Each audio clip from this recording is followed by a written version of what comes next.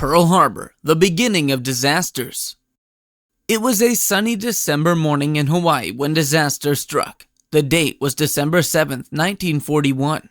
A massive Japanese air and naval force launched a devastating surprise attack on the U.S. naval base at Pearl Harbor. Bombs and torpedoes rained down, sinking battleships and destroying aircraft. The assault was brutal and swift. In just over an hour, the Japanese Navy had delivered a crushing blow to American military power in the Pacific.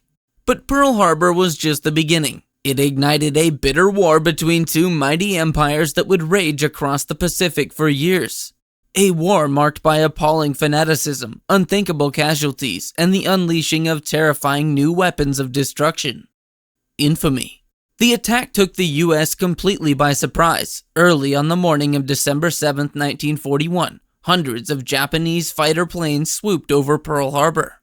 Pilots, who just an hour earlier had been drinking ceremonial sake, began their assault.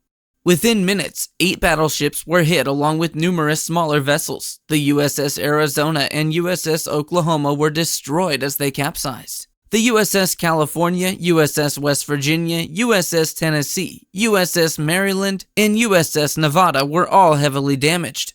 Aircraft parked wingtip to wingtip at the airfields made easy targets and were strafed and destroyed. The attack was devastatingly effective.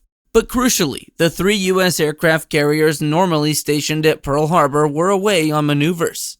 This stroke of luck would soon prove critical. At the time, aircraft carriers were less valued than battleships, but their agility and offensive striking power would be key to the Pacific War.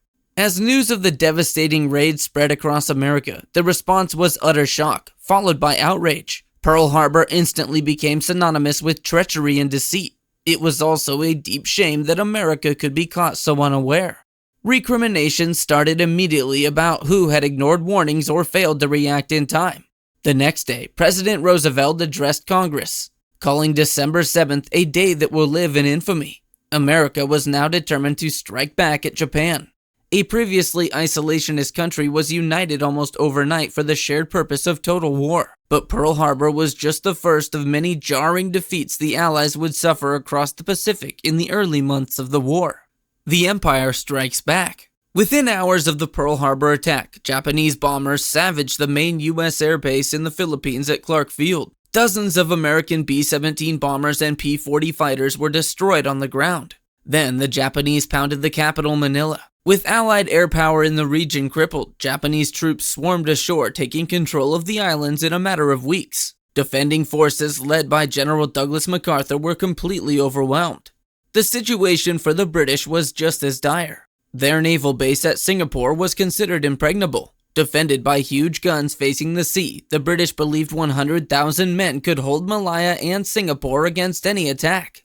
But Japanese forces swept down the Malay Peninsula and forced the surrender of over 90,000 troops to Singapore. The guns pointing out to sea were useless against the Japanese infiltrating through jungles and mangroves. Japan had pulled off the greatest military humiliation ever suffered by the British Empire. Hong Kong also fell swiftly, with British, Canadian, and Indian forces surrendering on Christmas Day 1941, unable to withstand the onslaught. Soon, Burma was overrun as the Japanese pushed toward India. Thailand acquiesced to Japanese demands to become a compliant ally. In just a few months, the Japanese had expanded their empire across an area home to 100 million people. For the Allies, it was a devastating and demoralizing string of defeats. Morale plummeted as hard-won territories fell like dominoes to Japan's lightning advances. After long colonial rule, mighty Britain now appeared impotent against a non-European foe. America's Asian fleet had been swept from the Western Pacific. There were real fears that India or even Australia might be next to fall. But the Empire had failed to land a knockout blow at Pearl Harbor. Now, America was beginning to hit back. Payback. In April 1942, just 4 months after Pearl Harbor, the U.S. launched a daring surprise attack of its own. Led by the legendary Colonel Jimmy Doolittle, 16 B-25 bombers took off from the aircraft carrier USS Hornet, 650 miles from Japan. Painted with slogans like, "You'll get a bang out of this," the bombers struck targets in Tokyo, Yokohama, and Kobe. Though the damage was minimal, it stunned and deeply shocked the Japanese people, who believed attacks on their homeland were impossible. For Americans, it was a much-needed morale boost, proving the US could take the fight directly to Japan's doorstep. Importantly, it forced Japan to expand its defensive perimeter far out into the Pacific, diverting vital resources away from offense. Admiral Yamamoto began establishing an eastern perimeter of island bases to prevent any more raids, which played perfectly into US hands. America's vast industrial capacity could replace losses in ships and planes much easier than in Japan. But before any invasion of Japan's home islands, the sprawling empire of fortified islands Japan had seized across the vast Pacific had to be overcome. This would require a new type of naval warfare centered around aircraft carriers and their lethal complements of torpedoes and dive bombers, rather than traditional big-gun battleships. Two brilliant tacticians were set to clash in this pivotal new era for control of the Pacific: Admiral Chester Nimitz for America, and Admiral Isoroku Yamamoto for Japan. Yamamoto was the mastermind behind Pearl Harbor, while Nimitz was committed to making the Japanese pay dearly for their treachery. In May 1942, they faced off in the first carrier battle in history, the Battle of the Coral Sea. Victory would hinge on intelligence, logistics, daring strategy, and pilots willing to launch difficult and even suicidal attacks to hold vital bases and defeat enemy carriers. The pivotal sea battles for control of the Pacific were about to begin. Divine Wind. By 1944, Japan was losing territory to the American advance across the Pacific. Its once mighty fleet is now outmatched. In desperation, Japan launched a new weapon to target US ships, the kamikaze. These were suicide pilots willing to fly their explosive-laden aircraft straight into American ships. Their mission was not to return. The kamikaze sowed terror in US sailors who knew even the heaviest defenses were useless against such fanatical attacks. At Okinawa alone, over 1,500 kamikaze pilots wiped out their squadrons, smashing into the US fleet. The kamikaze were willing to sacrifice their lives to inflict maximum damage. Though a tactic of desperation, it showed psychological warfare and that the willingness to self-sacrifice could offset an enemy's material advantages. Seizing the advantage at Midway. After the Coral Sea, the war in the Pacific was a stalemate. Then the US codebreakers scored a vital breakthrough by reading Japan's JN-25 code. They learned of plans to attack Midway Island, giving the US Navy an advance warning. When the Japanese Navy struck Midway on June 4, 1942, they sailed into a trap. In 5 furious minutes, US dive bombers turned 3 Japanese carriers into flaming wrecks, ultimately sinking all 4. It was Japan's first major defeat and marked the turning point in the Pacific War. Japan would now be fighting a slow, brutal retreat all the way back to its home islands. Bloody Okinawa. The kamikaze were just one of the deadly surprises awaiting US forces as they drew ever closer to the Japanese homeland. At Okinawa, the US invasion fleet faced thousands of kamikaze as well as Japan's terrifying new secret weapon, the Oka Cherry Blossom rocket-powered suicide bomb.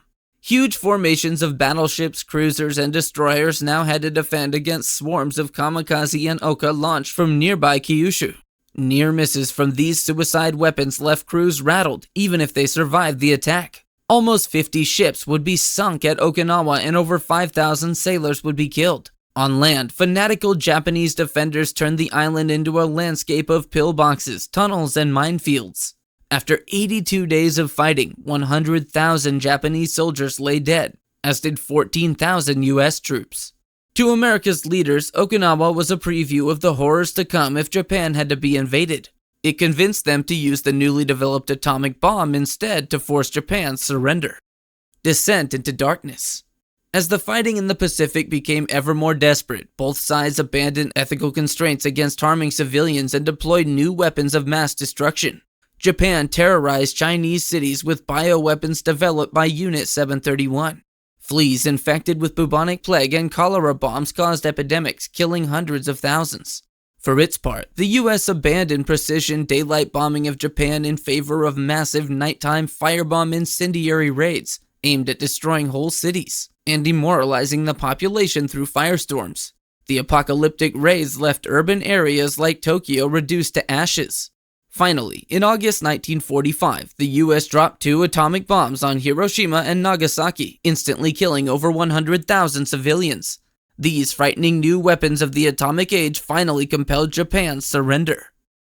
Legacies of disaster. The attack on Pearl Harbor, followed by Japan's blitzkrieg of early victories, dealt America and its allies a series of crushing defeats. But Japan had failed to completely knock out U.S. naval power at Pearl Harbor, giving America time to recover. After the turning point at Midway, it was Japan's turn to suffer disaster after disaster, leading to ruin and occupation. But the war marked both sides' descent into unrestrained violence and attacks deliberately targeting civilian populations. The final desperate battles for islands like Okinawa foreshadowed that any invasion of Japan would be a bloodbath.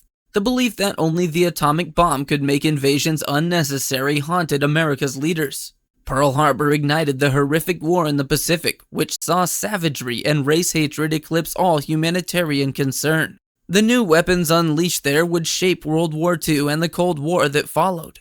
Humanity had unlocked the secrets of the atom at a grievous moral price. Pearl Harbor was just the beginning of opening Pandora's box.